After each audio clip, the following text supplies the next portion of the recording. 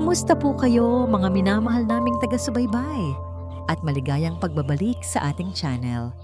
Samahan niyo po akong muli sa pagbubukas ng isang panibagong aklat ng buhay. Sabi nila, ang tunay na lakas ay hindi nakikita sa ingay o dahas, kundi sa katahimikang kayang harapin ang anumang unos. At ang pinakamatapang na puso ay madalas na nagkukubli sa likod ng pinakamatinding takot. Halina't pakinggan natin ang kwento ng isang pag-ibig na isinilang sa gitna ng panganib sa isang bayang pinapatakbo ng kasinungalingan. Ito ang kwento ni Hanan at Dampian. Tumunog ang maliit na kampanilya sa itaas ng pinto ng Dampit Sinag Cafe. Agad na napatingala si Dampian Solana mula sa pagpupunas ng mesang kawayan. Isang ugali na niya ang kabisaduhin ang tunog na yon. Ang hudyat ng pagdating ng isang customer. Ngunit sa pagkakataong ito, may kakaiba. Ang tunog ay hindi sinundan ng pamilyar na boses ng isang kapitbahay o ng masayang tawanan ng mga estudyanteng nagmemeryenda. Ang pumasok ay isang lalaking hindi niya pa nakikita kailanman sa bayan ng Agos Pula. Matangkad ito at may matipunong pangangatawan na hindi maitago ng suot niyang simpleng itim na t-shirt at maong. Ngunit ang kumuha ng atensyon ni Dampian ay ang mga mata nito.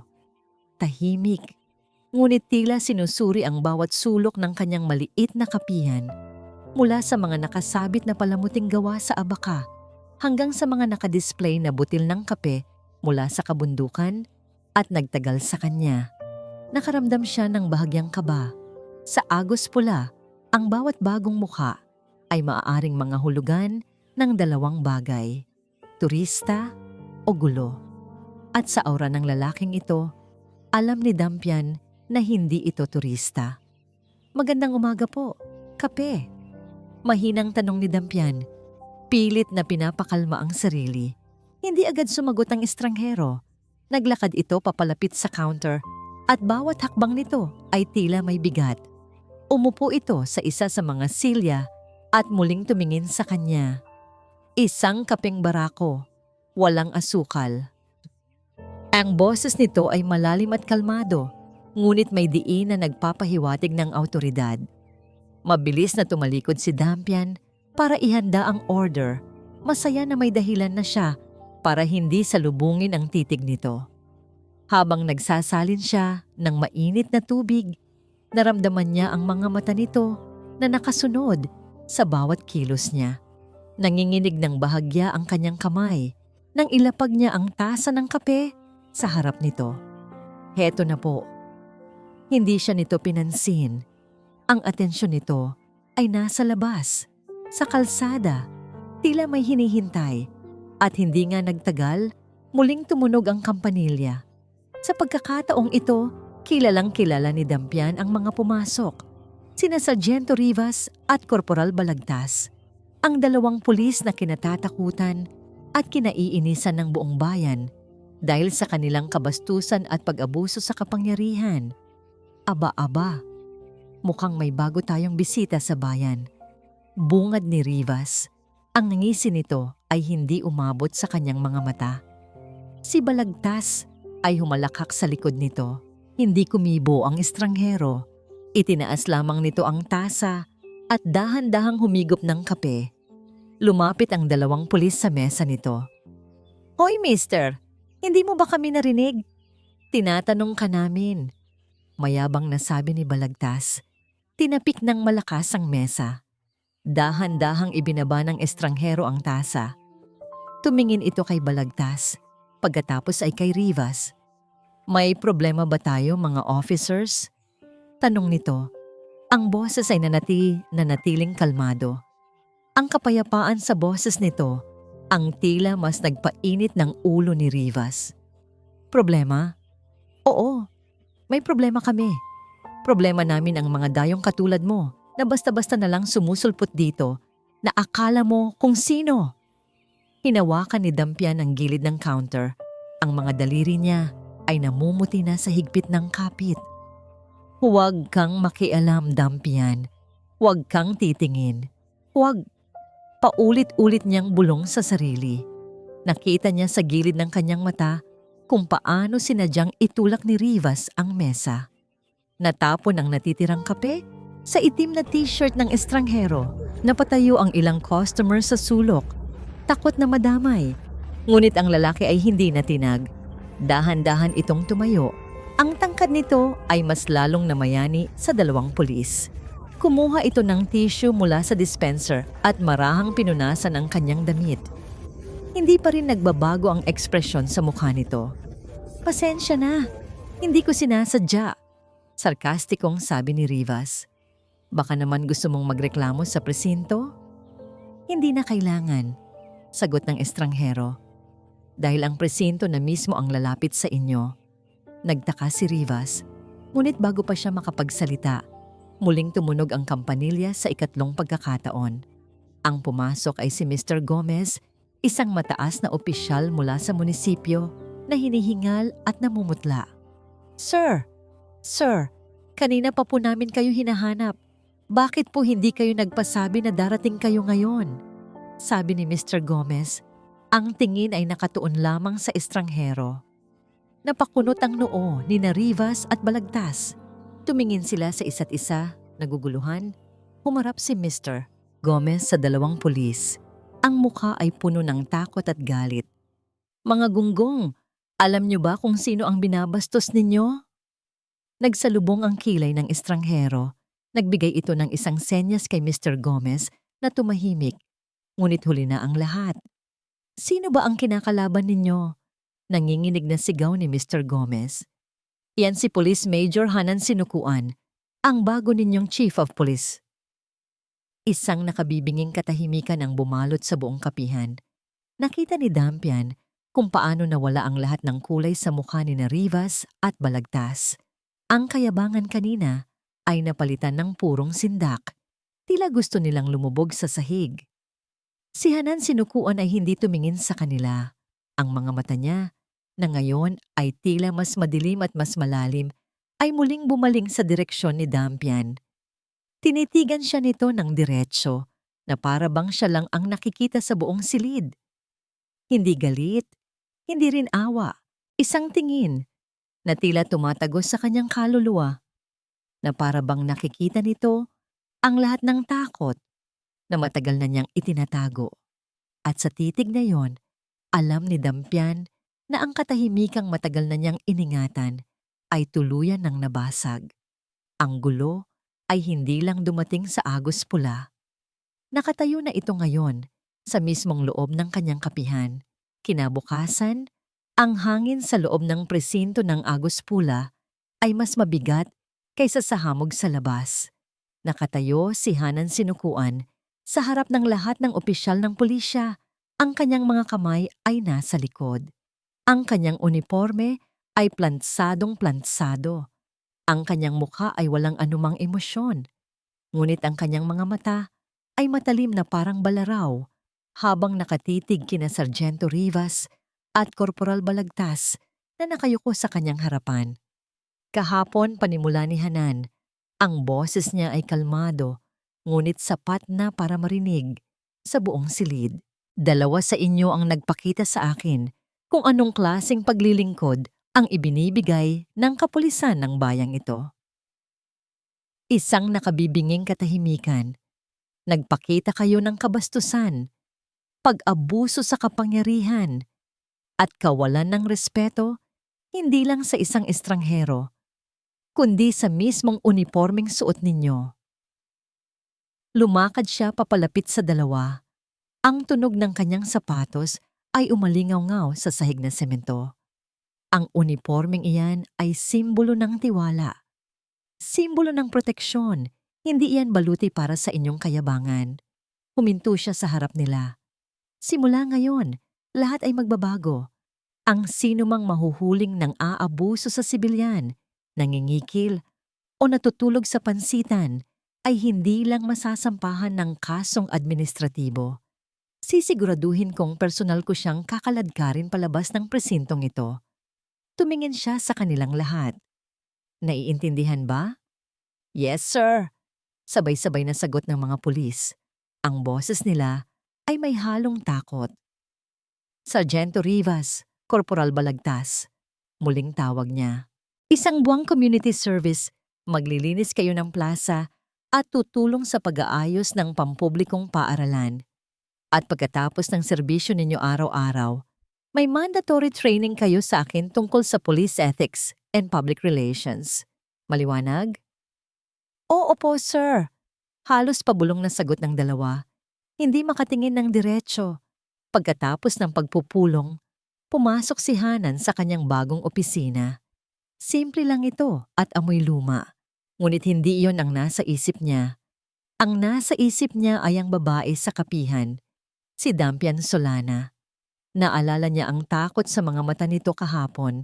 Hindi iyon simpleng takot ng isang sibilyan na nakasaksi ng gulo.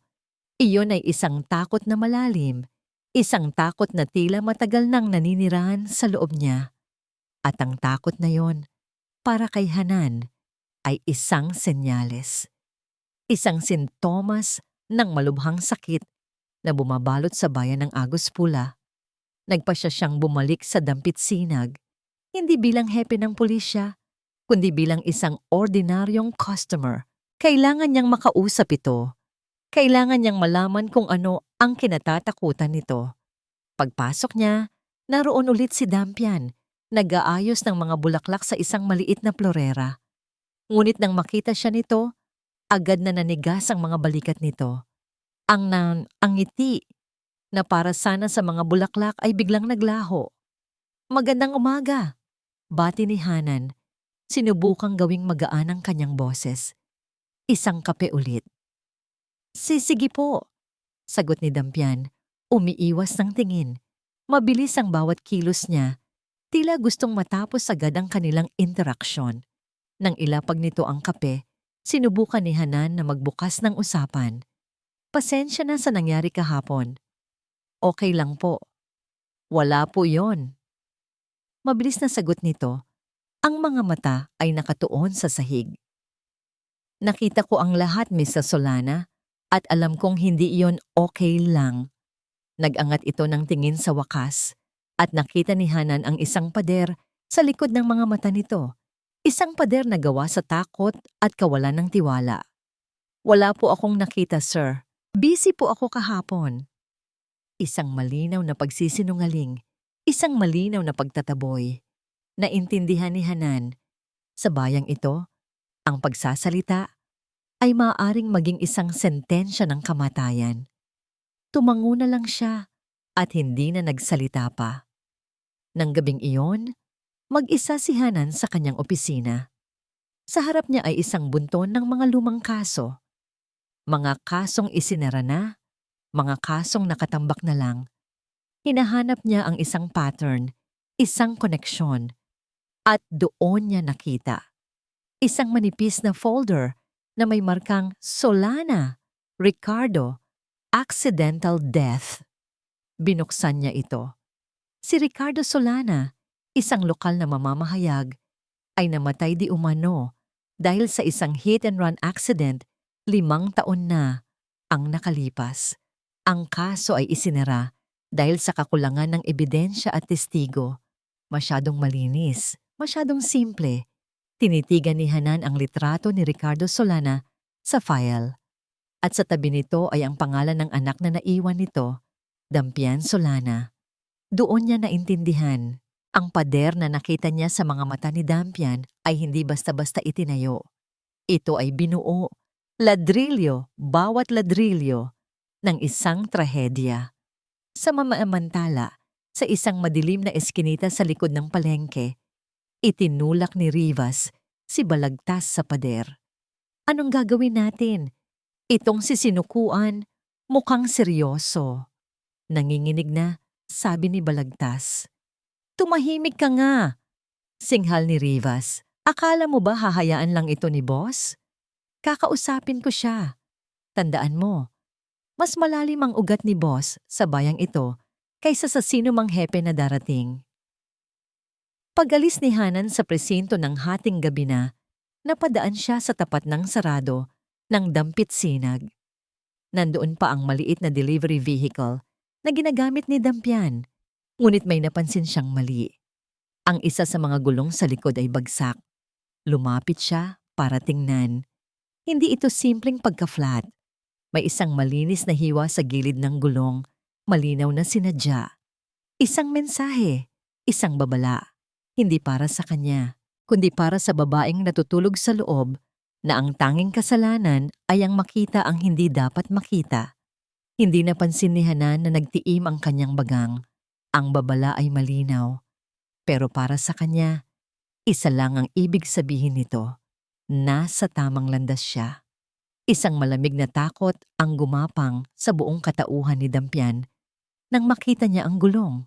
Hindi ito aksidente. Ang hiwa ay malinis, sadya, at puno ng mensahe.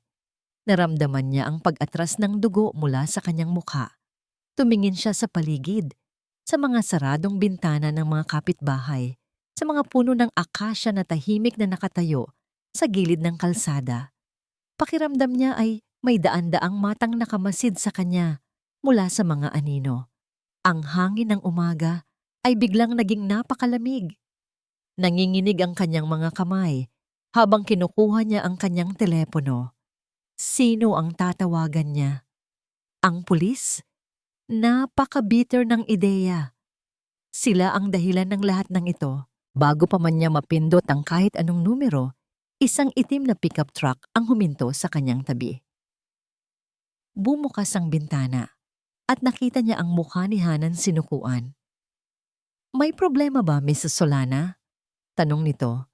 Ang boses ay kalmado, ngunit ang mga mata ay nakatitig sa sira niyang gulong. Hindi makasagot si Dampian. Ang lalamunan niya ay tila may bumara. Tumango na lang siya. Bumaba si Hanan mula sa sasakyan. Naglakad siya palibot sa delivery vehicle ni Dampian. Sinusuri ang pinsala. Sinadya ito. Hindi iyon tanong. Isa yung kumpirmasyon. Tumingin ito sa kanya. Sino sa tingin mo ang may gawa nito? Umiling si Dampian, napayakap sa sarili. Hindi ko alam. Wala akong kaaway. Isang kasinungalingan. Alam niya kung sino ang mga kaaway niya. Ang mga kaaway niya ay ang mga taong may suot na uniforme. Ang mga taong dapat na nagpoprotekta sa kanya. "Makinig ka sa akin, Mrs. Solana," sabi ni Hanan. Ang boses ay seryoso. Hindi ito simpleng paninira ng gamit. Isa itong babala. At ang susunod na babala ay maaring hindi na sa sasakyan mo tumama. Ang bawat salita niya ay tumusok sa puso ni Dampian na parang mga piraso ng yelo. Dahil totoo ang mga ito. At iyon ang mas nakakatakot.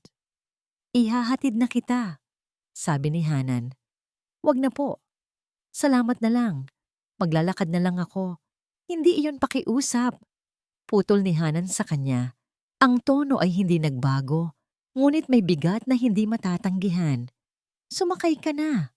Simula ngayon, ako ang maghahatid sundo sa'yo hanggat hindi natin nahahanap kung sino ang may kagagawan nito." Walang nagawa si Dampian kundi sumunod. Tahimik siyang pumasok sa sasakyan. Ang loob nito ay malinis at amoy kape na tila nagpapahiwatig na galing na rin ito sa ibang kapihan. Habang umaandar sila, walang nagsasalita. Sa ilalim ng tensyon, napansin niya na sadyang binuksan ni Hanan ang radyo sa isang himpilan ng malumanay na musika. Isang maliit na bagay, ngunit sapat na para bahagyang kumalma ang kanyang dibdib. Nang gabing iyon, hindi makatulog si Dampian. Bawat kaluskos sa labas ay nagpapatindig ng kanyang balahibo. Bawat anino ay tila nagkakaroon ng anyo. At sa kanyang pagpikit, bumalik ang bangungot. Isang malakas na kalampag sa pinto. Sigaw ng kanyang ina. Ang boses ng kanyang ama. Pilit na pinapakalma ang lahat. Dalawang lalaking nakauniforme ang humihila sa kanyang ama palabas ng bahay. Nakikita niya ang pagmamakaawa sa mata ng kanyang ina, ang takot sa mukha ng kanyang ama. Tumakbo siya para habulin ito, pero huli na. Ang huli niyang nakita ay ang mabilis na pag-andar ng isang patrol car at isang sapatos ng kanyang ama na naiwan sa putikan. Nagising si Dampian na humihingal. Ang pisngi ay basa ng luha. 5 taon na ang nakalipas, ngunit ang sakit ay sariwa pa rin. Ang takot ay hindi kailanman nawala. Para ilayo ang isip sa masamang panaginip, nagpasya siyang maglinis ng lumang bodega sa likod ng bahay. Doon nakatambak ang mga gamit ng kanyang ama, mga libro, mga lumang dyaryo, mga kahon na puno ng alaala. Habang inaangat niya ang isang kahon ng mga lumang plaka, may nahulog mula sa ilalim nito. Isang maliit na kahong gawa sa kahoy. Hindi ito pamilyar sa kanya. Maalikabok ito at tila matagal nang nakatago. Nanginginig ang mga kamay niya habang binubuksan ito. Sa loob, may 2 bagay lang. Ang una ay isang luma at kinakalawang na susi. Hindi niya alam kung para saan ito. Mukha itong susi sa isang aparador o baol, ngunit wala siyang maalalang ganitong susi sa buong bahay. Ang pangalawa ay isang litrato. Kupas na ito, ngunit malinaw pa rin. Nasa litrato ang kanyang ama, nakangiti ng malapad, nakaakbay sa isang lalaki. Kilalang kilala ni Dampian ang lalaking iyon. Isang iginagalang na negosyante sa Agos Pula, isang taong madalas mag-abuloy sa simbahan, isang taong binabati ng lahat ng may paggalang. Nabitawan ni Dampian ang litrato na para siyang napaso. Biglang nanikip ang kanyang dibdib. Bakit magkasama ang kanyang ama at ang taong ito sa isang litratong mukhang itinatago? Anong koneksyon mayroon sila? Isang malamig na agos ng takot, mas matindi kaysa sa naramdaman niya kaninang umaga, ang bumalot sa kanya. Hindi na ito simpleng hinala. Ang litratong hawak niya ay isang piraso ng isang palaisipan na matagal nang nakabaon, at pakiramdam niya ang susi sa kanyang palad, ang magbubukas sa lahat ng mga sagot at sa mas malaking panganib. Kinabukasan, hindi mapakali si Hanan sa kanyang opisina. May mali. Mula nang ihatid niya si Dampian kahapon, hindi na niya ito nakita o nakausap. Sarado ang dampit sinag buong araw na hindi nito karaniwang ginagawa. Tinatawagan niya ang telepono nito, ngunit walang sumasagot. Nag-aalala. Nagpasya siyang puntahan ito sa bahay nito. Walang sumasagot sa kanyang mga katok. Sisilipin na sana niya ang bintana nang biglang bumukas ang pinto. Nakatayo roon si Dampian. Ang mukha nito ay maputla at may maitim na bilog sa ilalim ng mga mata, halatang hindi nakatulog. Ngunit may bago sa itsura nito. Isang kislap ng determinasyon na hindi pa nakikita ni Hanan dati. "Chief Sinukuan," sabi nito. Ang boses ay bahagyang nanginginig ngunit buo. "May kailangan po akong ipakita sa inyo." Pinapasok siya nito sa loob. Sa maliit na mesa sa sala, nakalatag ang susi at ang litrato. Kinuha ni Hanan ang mga ito. Tinitigan niya ang litrato. Kilala niya ang lalaking kasama ng ama ni Dampian. Si Mr. De Guzman ang pinakamayamang may-ari ng lupain sa buong probinsya, isang taong tila walang bahid ng anumang dumi. "Saan mo ito nahanap?" tanong ni Hanan. "Sa mga lumang gamit ni Papa." Itinuon ni Hanan ang pansin sa susi. May maliit na logo na nakaukit dito, halos hindi na makita sa kalumaan. Logo ng isang bangko, isang maliit na rural bank sa karatig bayan ng San Mateo. "Sa tingin ko, alam ko na kung saan ito para," sabi niya. Ang paglalakbay papuntang San Mateo ay tahimik. Si Dampian ay nakatingin lang sa labas ng bintana, habang si Hanan naman ay palipat-lipat ang tingin sa kalsada at sa salamin sa itaas, tinitingnan kung may sumusunod sa kanila. Sa kabila ng tensyon, may kakaibang pakiramdam na namamagitan sa kanila, isang di nakikitang sinulid ng tiwala na nagsisimula ng mabuo. "Bakit mo ito ginagawa?" Basag ni Dampian sa katahimikan. Tumingin si Hanan sa kanya saglit. "Dahil trabaho kong maghanap ng katotohanan." Huminga siya ng malalim. "At dahil ayokong may isa na namang kwentong matatapos sa kawalan ng hustisya." Nakarating sila sa bangko.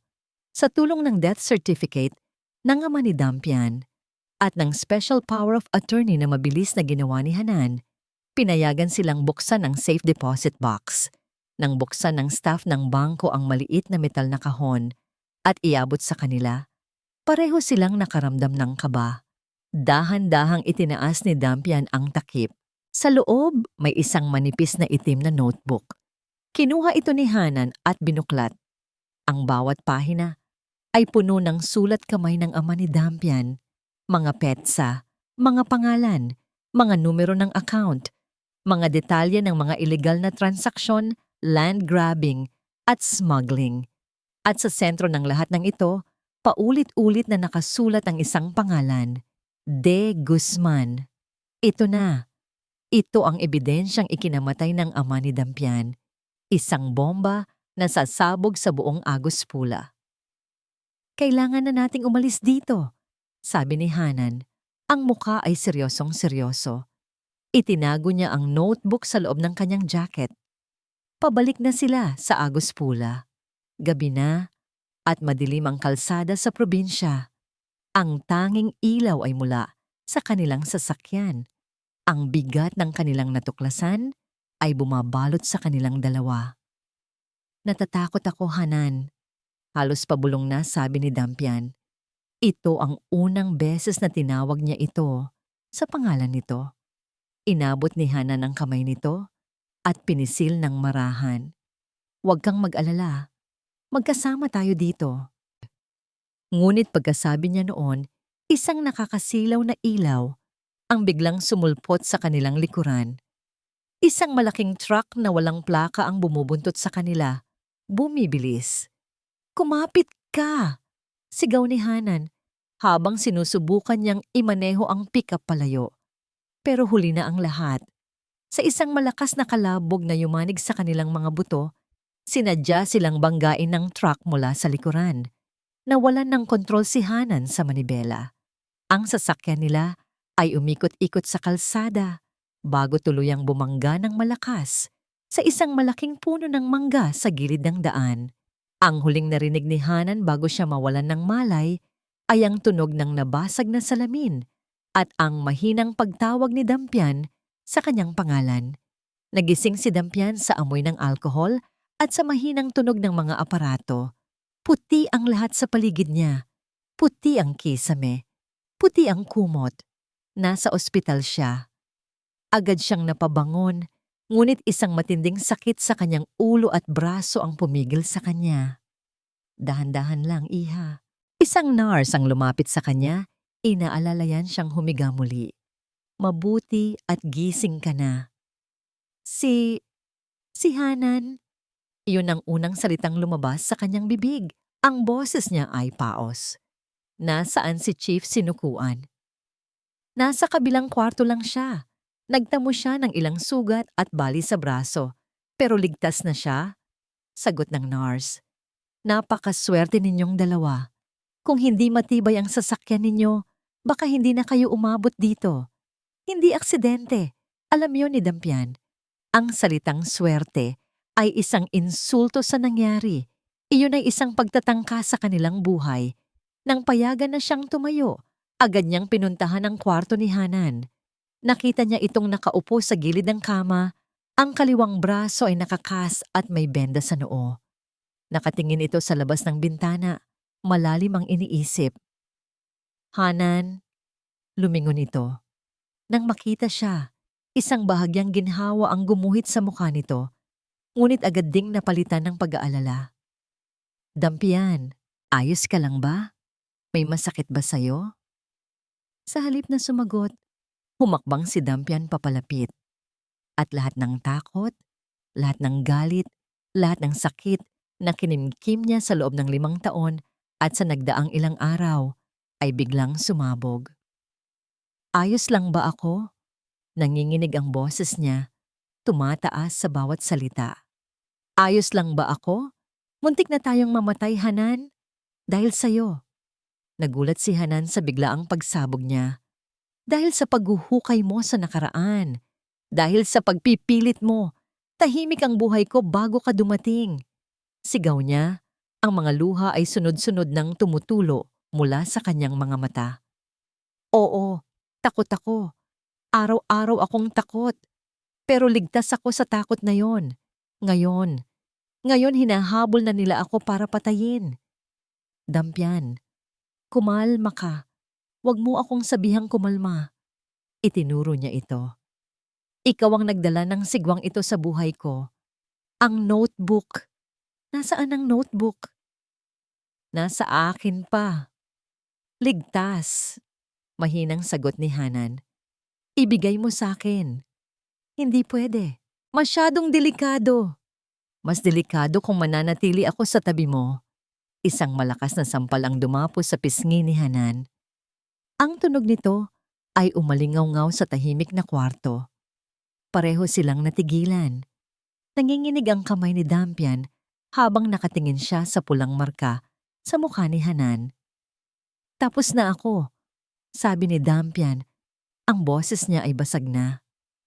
Kakalimutan ko na ang lahat ng ito. Kakalimutan ko na ang notebook na yan.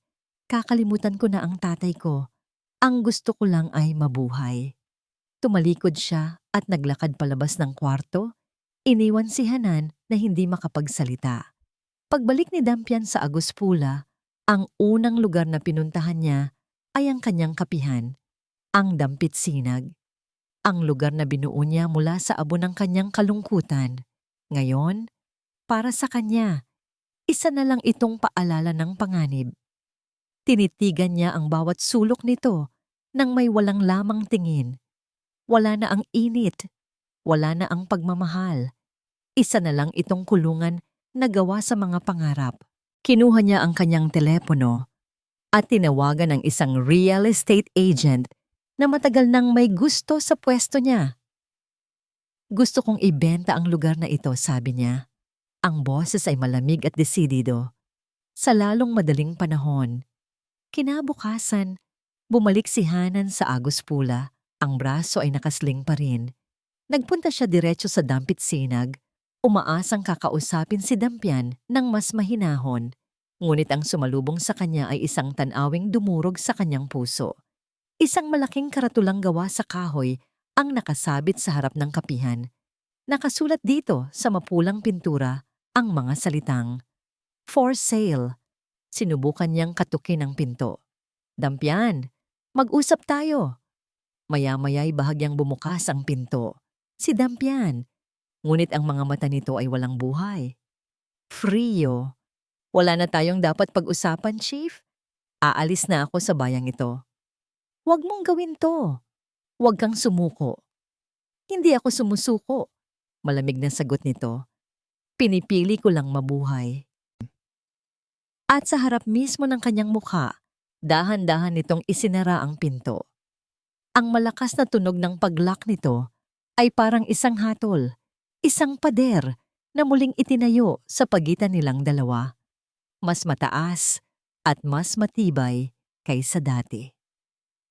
Hindi alam ni Hanan kung gaano katagal siyang nakatayo sa harap ng saradong Dampit Sinag.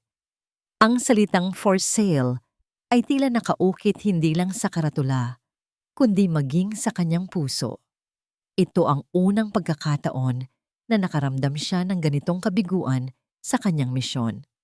Hindi niya kayang protektahan ang isang saksi at ngayon, handa na itong iwan ng lahat para lang makatakas sa anino ng katarungan. Naalala niya ang kanyang nakaraan, ang kaso sa Mindanao, ang batang babaeng nakakita ng pagpatay sa kanyang pamilya. Nakumbinsi niya itong magsalita, ipinangako niya ang proteksyon ng batas. Ngunit kinabukasan, natagpuan itong patay, isang bala sa ulo. Ang pangako niya ay naging isang sumpa, at ang bigat ng kabiguang yon ay nagdala sa kanya sa Agospula. Naghahanap ng pagkakataong mabayaran ang isang lumang utang ng konsensya. Hindi niya pwedeng hayaan na maulit muli iyon. Hindi siya pwedeng sumuko. Hindi kay Dampian, hindi sa ama nito, hindi sa Agospula. Bumalik siya sa presinto. Ang kanyang isip ay gumagana ng mabilis. Nasaan ang notebook? Ligtas ito sa kanyang locker. Ngunit ang ebidensya ay walang silbi kung walang testigong magpapatunay. Walang silbi Kung ang taong pinaglalaban niya ay ayaw ng lumaban, kailangan niyang kumbinsihin si Dampian. Pero paano?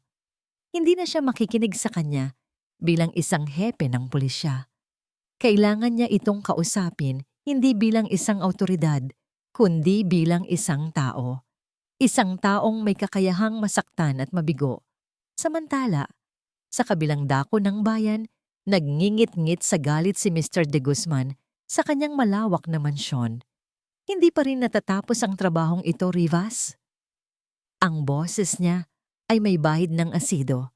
Nanginginig si Sargento Rivas sa kabilang linya. Sir, sinubukan po namin. Ngunit nakaligtas sila. At ngayon, nagtatago ang babae at itong si Major Sinukuan ayaw bumitaw. Ayaw bumitaw? Nanlilisik ang mga mata ni De Guzman. Hayaan mo akong maglinaw, Rivas. Hindi pwedeng lumabas ang notebook na yon. Hindi pwedeng magsalita ang babaeng iyan.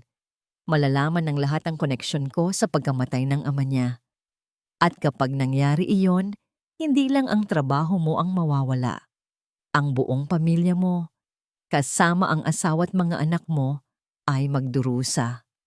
Napakunot ang noo ni Rivas. Hindi na siya makakatulog. Gusto kong matapos ang lahat ng ito ngayong gabi. Malamig na utos ni De Guzman. Walang patayan. Simpleng aksidente. Isang sunog. O kaya, isang pagtakas na hindi nagtagumpay. Siguraduhin mong hindi na siya makakapagsalita kailanman. Pero, sir, kung hindi mo kayang gawin, Rivas, marami akong pulis na mas may tapang kaysa sayo. At siguraduhin kong matututo ka ng leksyon tungkol sa katapatan. Napakagatlabi si Rivas. Alam niyang wala siyang pagpipilian. Ang kanyang pamilya. Ang kanyang buhay.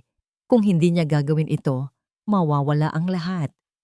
Bumalik si Hanan sa bahay ni Dampian. Nagkalakas siya ng loob. Kumatok siya. At nang walang sumagot, sinubukan niyang tawagan ang pangalan nito. Sa wakas, bumukas ang pinto. Ngunit hindi si Dampian ang bumukas. Si Aling Nena, ang kapitbahay ni Dampian na matagal nang tumutulong dito. Wala si Dampian, Chief. Pumunta sa kapihan. Iyon ang huli niyang pupunasan bago niya tuluyang ibenta. Nagpaalam na raw siya sa mga alaala niya. Isang kaba ang naramdaman ni Hanan. Kailan pa siya nandoon? Kanina pa. Siguro'y matagal pa bago matapos. Maraming alaala doon. Mabilis na tumakbo si Hanan papunta sa dampit sinag. Samantala, sa loob ng kanyang kapihan, dahan-dahang pinupunasan ni Dampian ang bawat mesa, bawat silya, bawat tasa, bawat platito. Tila nagpapaalam siya sa bawat alaala. Ang tawa ng kanyang ina habang tinuturuan siya kung paano gumawa ng perfect blend ng kape. Ang mahinang boses ng kanyang ama habang nagbabasa ng dyaryo sa sulok. Ang mga sandali ng kapayapaan na ngayon ay tila malayo na. Napakagat siya sa kanyang labi. Pinipigilan ang mga luha. Kailangan niyang maging matatag. Kailangan niyang maging matapang. Ito ang pinili niya. Ang mabuhay, kahit ibig sabihin nito ay kalimutan ang lahat. Bigla, narinig niya ang pagbukas ng likurang pinto. Walang kampanilya. Isang mahinang kaluskos lang. Nanigas si Dampian. Hindi ito si Hanan. Alam niya. Dahan siyang lumingon. Nakatayo sa likuran niya, sa gitna ng dilim, ay si Sargento Rivas. Ang mga mata nito ay punong-puno ng takot, ngunit may bitbit itong baril. Tinakpan ni Rivas ang pinto at nilagyan ng kandado. Miss Solana, sabi nito. Ang boses ay nanginginig. Kailangan nating mag-usap. Balikongo, Dampian Solana. Nabitawan ni Dampian ang basahan na hawak niya. Sumirit ang dugo mula sa kanyang mukha. Si Rivas. Narito na siya. At may baril ito. Ang takot na matagal na niyang kinalaban ay biglang nagiging totoo. Anong ginagawa mo dito, Sargento Rivas? Pilit niyang pinatatag ang kanyang boses kahit nanginginig ang kanyang mga tuhod. Nanginginig din ang kamay ni Rivas na may hawak na baril. Ang kanyang mga mata ay ligaw, tila hinahabol ng sarili niyang konsensya. Kailangan nating mag-usap, Mrs. Solana. Ikaw. Ikaw lang ang pwedeng makaintindi. Makaintindi ng ano? Hindi ko ito gusto. Sumigaw si Rivas. Ang boses ay puno ng desperasyon. Pero kailangan ko. Para sa pamilya ko. Napalunok si Dampian. Pamilya mo? Paano naman ang pamilya ko, Sargento? Ang tatay ko? Alam mo ba kung anong nangyari sa kanya? Alam mo ba kung paano ko nakita ang sasakyan ninyo na humihila sa kanya palayo? Nagulat si Rivas sa pagtatapat ni Dampian. Ang kanyang mga mata ay lumambot ng bahagya, ngunit ang baril ay nanatiling nakatutok. Hindi ko siya pinatay. Hindi ako. Pero kasama ka. Kasama ka sa mga taong sumira sa buhay namin. Sumira sa Agos Pula. Dahil sa'yo, hindi ako makatulog sa gabi. Dahil sa'yo, kinailangan kong itago ang lahat ng galit at sakit sa loob ko. Ang bawat salita ni Dampian ay tila tumatagos sa kaluluwa ni Rivas. Ang baril sa kamay nito ay unti-unting bumaba. Ang kanyang mukha ay nagpakita ng malalim na pagsisisi. POV, Hanan sinukuan. Nakarating si Hanan sa Dampit Sinag. Sa lalong madaling panahon, nakita niya ang karatulang for sale. Ngunit hindi yon ang nasa isip niya.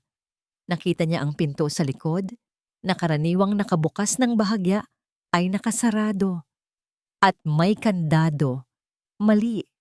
Napakamali. Walang pag-aatubili. Sinipa niya ang pinto. Isang malakas na kalabog ang umalingaw-ngaw sa buong tahimik na kalye. Bumukas ang pinto at agad siyang pumasok. Ang kanyang kamay ay nakahawak sa kanyang baril. Ang bumungad sa kanya ay iyang eksena. Si Dampian nakatayo sa harap ni Rivas na may baril pa rin, ngunit nakatungo na ang ulo. Rivas, ibaba mo ang baril na yan. Sigaw ni Hanan. Nagulat si Rivas. Ngunit bago pa man siya makakilos, isa pang pinto sa likuran ang bumukas. At doon, nakatayo si Mr. De Guzman, nakangisi. Hindi ko akalain na kailangan ko pang personal na dumalo para lang masiguro na matatapos ang gawaing ito. Malamig na sabi ni De Guzman, ang kanyang mga mata ay dumapo kay Dampian. Gaya ng tatay mo, masyado kang matigas ang ulo, Dampian. Nanlaki ang mga mata ni Dampian. Ang hinala niya ay totoo. Ikaw? Ikaw ang may gawa nito? Ang ama mo ay masyadong usisero. Akala niya ay kaya niyang kalabanin ang isang buong sistema. Isang sistema na binuo ko. May mga tao ako sa bawat sulok ng bayang ito. Chief sinukuan, ang presinto, ang munisipyo, pati ang mga hurado. Kaya mo siyang pinatay, sabi ni Hanan. Ang boses ay puno ng galit. Hindi ko siya pinatay, tugon ni De Guzman. Ang ngisi ay lalong lumawak. Pinapunta ko lang siya sa lugar kung saan siya dapat mamatay. At si Rivas, ang isa sa mga nagpalaya sa kanya mula sa presinto. Napaatras si Rivas. Ang kanyang mukha ay puno ng matinding sakit. Hindi ko alam na papatayin ninyo siya. Naubusan lang ako ng pera. Pinahiram ninyo ako. At ginawa mo ang trabaho mo, hindi ba, Rivas? Tumawa si De Guzman. Ngayon, tapusin mo na ang isa pa. O kaya, sisiguraduhin kong pati ang pamilya mo ay makakaranas ng aksidente. Inangat ni Rivas ang baril. Ang kanyang kamay ay nanginginig. Ang tingin niya ay napunta sa takot na mukha ni Dampian, pagkatapos ay sa determinadong mukha ni Hanan. At sa huli, sa pangungutya sa mukha ni De Guzman. Sa isang iglap, nagbago ang lahat. Imbes na itutok kay Dampian, biglang itinaas ni Rivas ang baril at itinutok ito kay De Guzman. Hindi na! Ayoko na! Hindi na ako magpapagamit sa inyo! Sigaw ni Rivas. Isang putok ang umalingaw-ngaw, hindi sa baril ni Rivas, kundi sa baril ni Hanan, na mabilis na binaril ang kamay ni De Guzman na biglang bumunot ng maliit na baril mula sa likod. Napasigaw si De Guzman sa sakit, hawak ang duguan niyang kamay. Sargento Rivas, ihulog mo ang baril mo, utos ni Hanan. Ang kanyang baril ay nakatutok kay De Guzman. Dahan-dahang inihulog ni Rivas ang kanyang baril sa sahig. Tumakbo si Hanan, kinapkapan si De Guzman para sa iba pang armas at ikinadena ito sa isang silya. Chief Sinukuan, kasama ako sa investigasyon laban kay De Guzman. Sabi ni Rivas, ang kanyang mukha ay luhaan. Sasabihin ko ang lahat ng nalalaman ko. Lahat. Tiningnan ni Hanan si Rivas. Nakita niya ang takot at pagsisisi sa mga mata nito. Ito ay isang simula. Ngunit bago pa man sila makaalis, tiningnan ni De Guzman si Dampian. Ang kanyang mukha ay puno pa rin ng galit. Masyado kang matapang, gaya ng tatay mo. Sabi ni De Guzman, ang boses ay puno ng pagbabanta. At tandaan mo, Dampian, ang kapalaran niya ang magiging kapalaran mo rin. Lumipas ang ilang linggo, ngunit ang mga alaala ng gabing iyon sa Dampit Sinag ay sariwa pa rin sa isip ni Dampian. Ang takot, ang pagkabigla. Ngunit higit sa lahat, ang kakaibang pakiramdam ng kalayaan nang si De Guzman ay tuluyang makulong at si Rivas ay maging testigo. Unti-unting gumagaling ang sugat ng Agos Pula. Ang mga balita tungkol sa pagkakakulong ni De Guzman ay kumalat at kasama nito ang mga kwento ng kabutihan at katarungan. Si Sargento Rivas, sa huling sandali niya bago siya dalhin sa kustodiya, ay personal na humingi ng tawad kay Dampian. Ang kanyang testimonya ay naging mahalaga para sa kaso. Si Balagtas at ang iba pang tiwaling pulis ay inalis sa serbisyo. Unti-unting nagbabago ang mukha ng kapulisan sa Agos Pula sa ilalim ng pamumuno ni Chief Hanan Sinukuan.